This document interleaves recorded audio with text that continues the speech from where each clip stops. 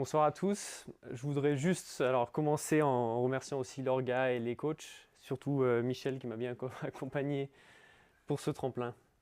Allez, on est parti. Je vais vous parler donc de la joie des deadlines. Euh, 10 ans en arrière, avec un ami, on avait envie d'écrire un roman, parce qu'on était des fans de fantasy. Et donc on s'était amusé sur un petit projet comme ça, à écrire et à s'inventer tout un univers de fantasy. Quelques années plus tard, on avait envie de faire un jeu vidéo à partir de cet univers. Et donc, on a créé un jeu sur RPG Maker, je ne sais pas si ça parle à des gens. Et on s'était bien amusé, on avait passé beaucoup de temps, on avait complété un peu notre histoire. Mais on n'avait pas réussi à aller au bout du jeu parce que forcément ça prend beaucoup de temps. Quelques années après, je suis devenu développeur, donc j'ai appris à coder, j'ai appris à utiliser Unity, qui est un outil pour faire du développement de jeux vidéo. Donc je me suis dit, tiens, je vais essayer de refaire un jeu, cette fois un peu en semi 2D, en mettant, on va dire, tout ce que j'ai appris sur Unity pour me dire, cette fois, je vais réussir à terminer mon projet. Et du coup, je me suis dit, tiens, tant que j'y suis, je vais pouvoir mettre un peu du mode en ligne, donc pour aller hoster un serveur, etc. Et j'ai ajouté plein de niveaux, etc. Et je me suis dit, en fait, encore une fois, j'ai pas réussi à terminer mon projet parce que forcément, j'avais visé trop gros.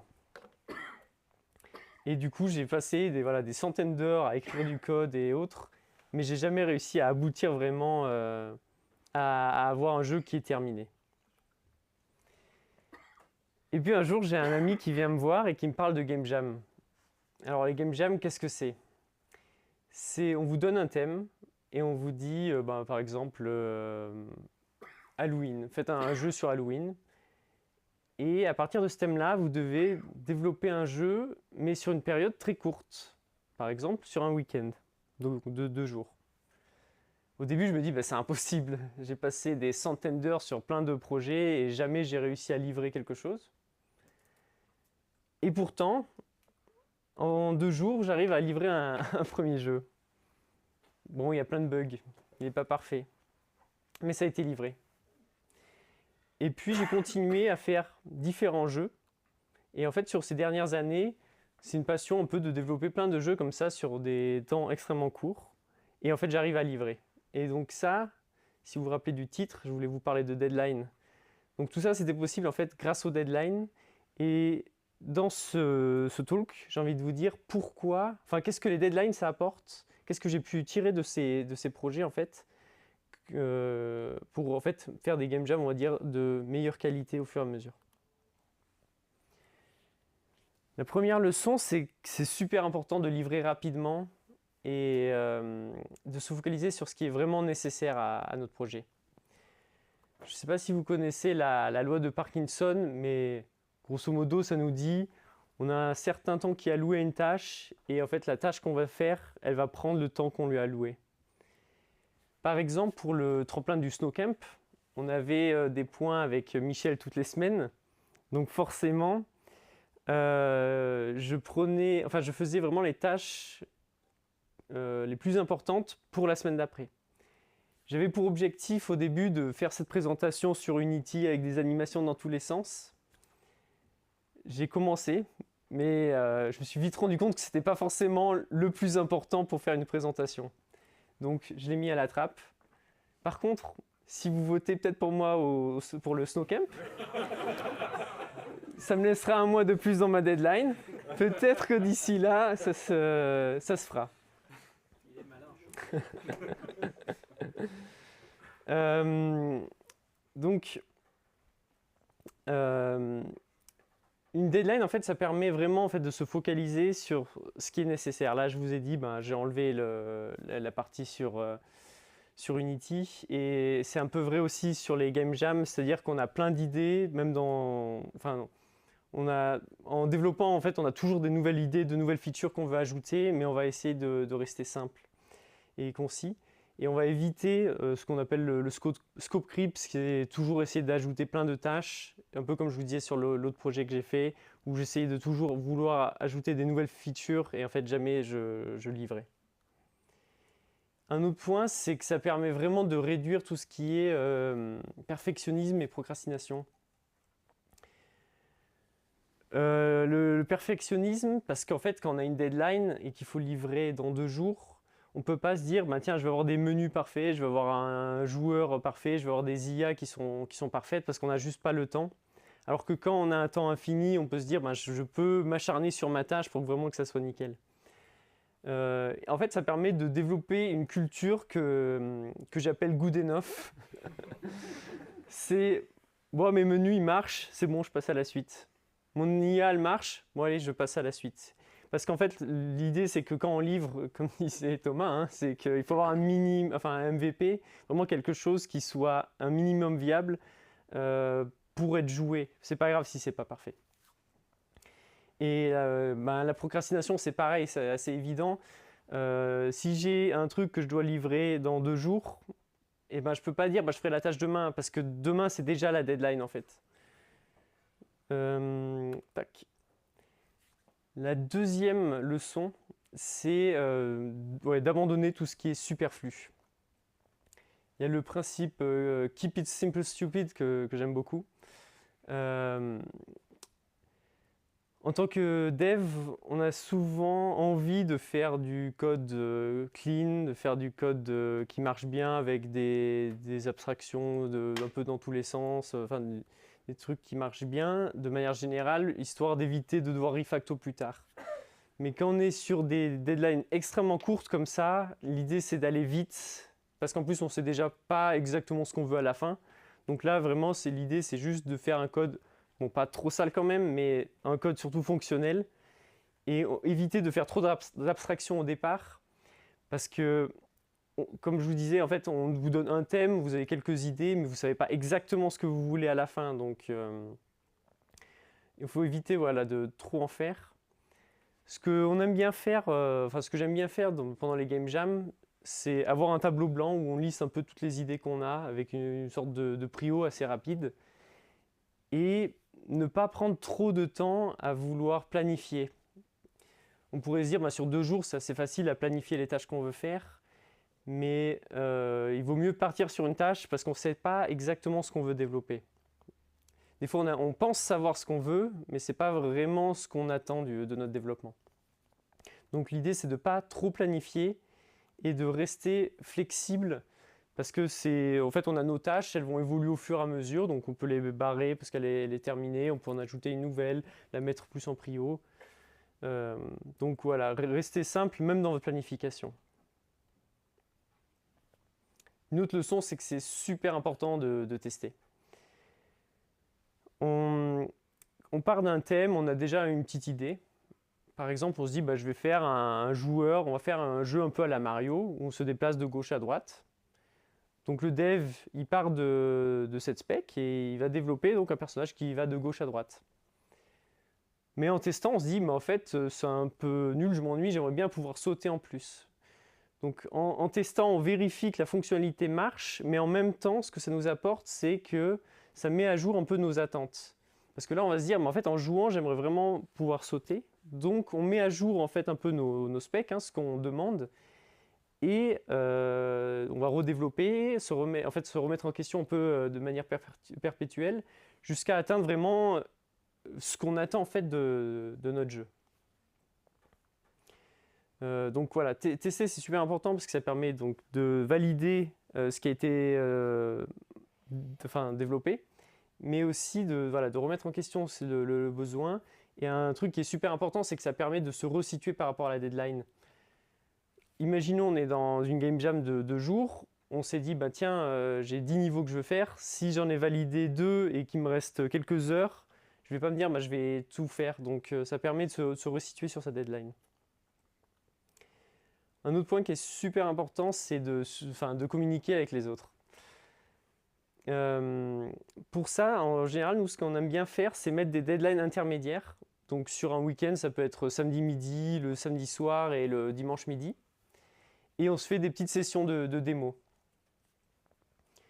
Ça permet déjà de communiquer l'avancée du développement à l'ensemble de l'équipe, parce qu'en fait, quand on est plusieurs, chacun va travailler sur sa petite tâche, et donc le fait de se dire, tiens, samedi midi, on essaie de tout mettre ensemble, tout le monde participe en fait à une sorte de grosse démo qui fait office de deadline. Ça permet de motiver un peu toutes les personnes qui ont travaillé dessus, et les personnes vont pouvoir se faire du feedback entre elles, parce qu'elles vont tous tester le jeu. Donc ça permet pareil, de trouver des nouvelles idées ou de mettre de côté des choses qu'on sait vouloir faire, en fait non.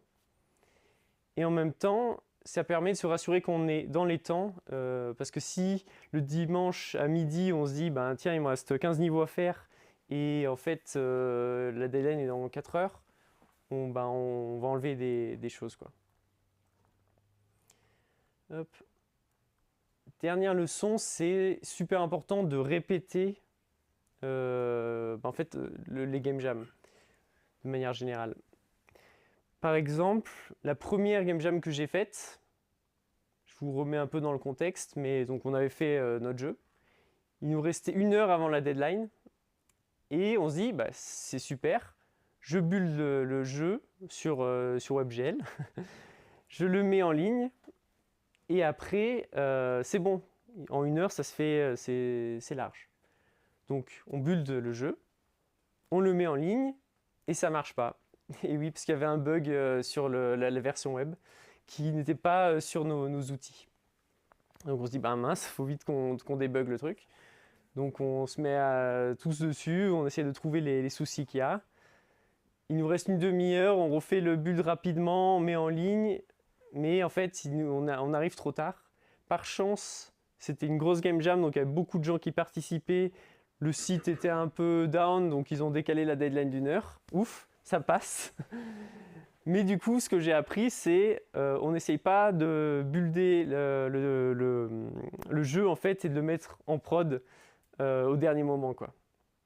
Et en fait, l'idée, c'est qu'à chaque fin de game jam, on se dit mais ok, qu'est-ce que j'ai appris, qu'est-ce qui s'est mal passé en fait sur ce projet-là, et comment je peux l'améliorer. Et après, on répète. En fait, à chaque fois, là, j'ai fait plein de game jam, et en fait, à chaque fois qu'on en répète une, on apprend des nouvelles choses et on s'améliore.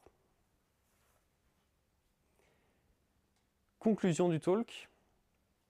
La première leçon, c'était il faut livrer rapidement et se focaliser sur ce qui est vraiment nécessaire. Et je ne sais pas si des personnes ont fait le parallèle, mais le manifeste agile nous dit exactement la même chose. C'est qu'il faut livrer rapidement ce qui apporte le plus de plus-value au client.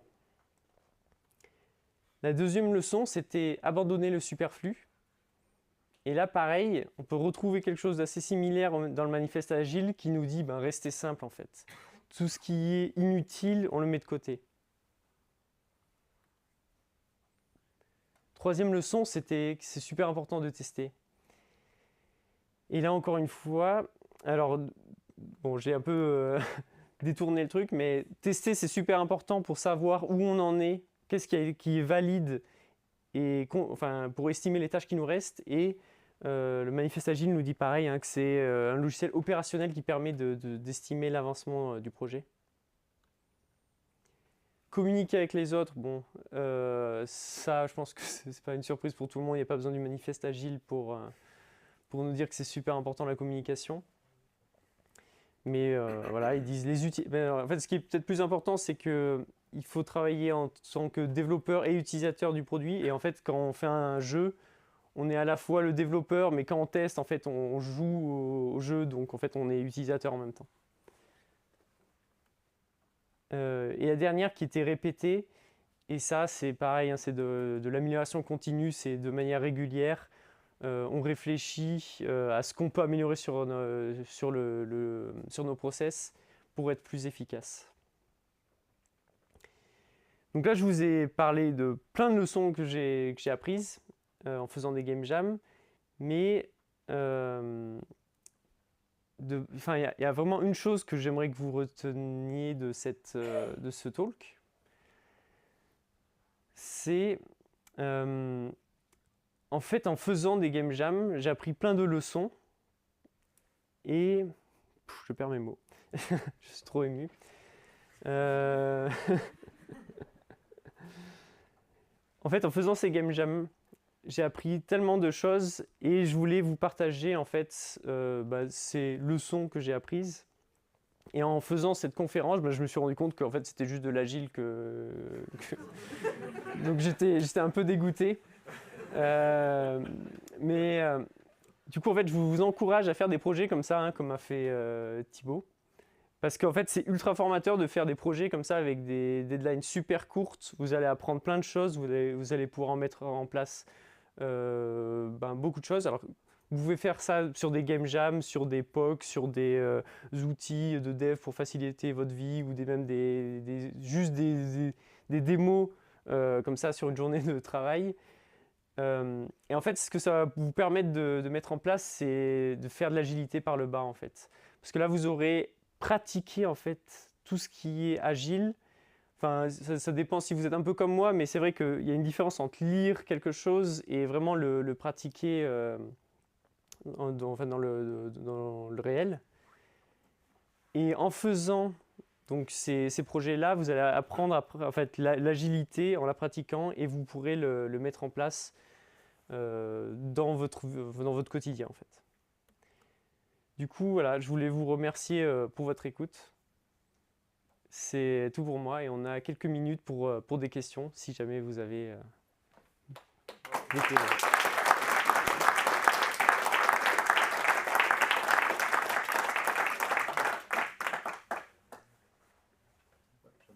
Ouais. Du coup, tu dis que tu as découvert l'agilité par l'expérience et le manifeste et tout ça. Est-ce que tu penses que si tu l'avais lu avant de démarrer, tu aurais fait autrement ou tu aurais eu besoin de tout découvrir par l'expérience ou C'est dur à dire, vu que c'était un peu en même temps quoi. C'est-à-dire que l'agile, on en fait un peu au travail. C'est juste que je les avais pas encore, je les maîtrisais pas encore complètement. Comme je dis en fait, là c'est en pratiquant que je me suis rendu compte vraiment de la plus-value et si je les avais lus avant, peut-être que j'aurais plus vite compris ce que ça apporte. Mais la pratique, en fait, je trouve que ça apporte. Enfin, en tout cas pour moi, ça m'apporte tellement. Ah, j'ai oublié de répéter la question. Pardon, ITD devant. Ouais, vas-y. Tu as parlé de deux notions importantes, donc le MVP, Ouais. le minimum viable, et le fait de tester pour augmenter tes attentes. C'est ce qu'il y avait Ouais. un peu dans le truc.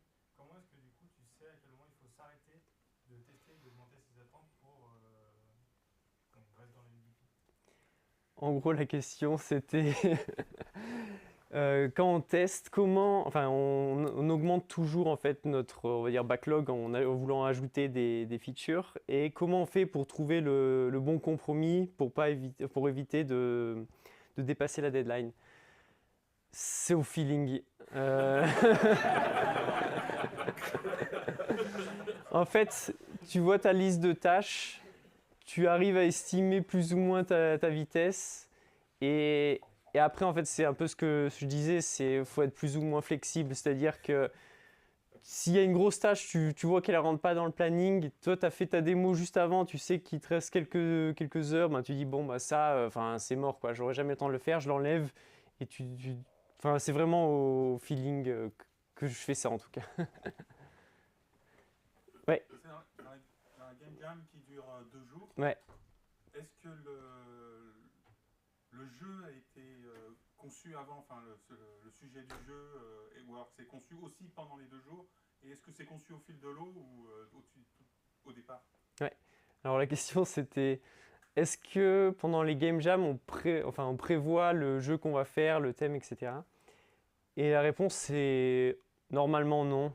Il y en a sûrement qui font ça, mais l'idée c'est vraiment d'arriver sans aucune attente. On te donne le thème et tu vas essayer de construire à partir de ce thème-là. Et ça peut être vraiment... En fait, tu peux vraiment partir dans tous les sens. Donc c'est bien de ne pas trop se mettre de contraintes avant, parce que en fait, le fait d'avoir un thème, ça va te donner peut-être des nouvelles idées auxquelles tu n'aurais pas pensé avant. Ah oui, il y a déjà un thème du coup. En fait, tu as le thème qui tombe au moment au départ. Par exemple, Quelqu'un qui a réfléchi au thème. Il y a quelqu'un qui a réfléchi au thème, mais il va pas forcément participer. Et c'est des thèmes qui sont, et c'est des thèmes qui peuvent être extrêmement larges. La dernière que j'ai faite, c'était Build to Scale. Et en fait, il y en a, ils ont interprété ça n'importe comment, parce que scale en anglais, ça peut être des partitions de musique, ça peut être des écailles de poisson, ça peut être agrandir ou rapetisser un objet, ça peut être plein de choses. Et donc vraiment, tu pars dans n'importe quel sens, tant que tu arrives à faire ton truc, quoi.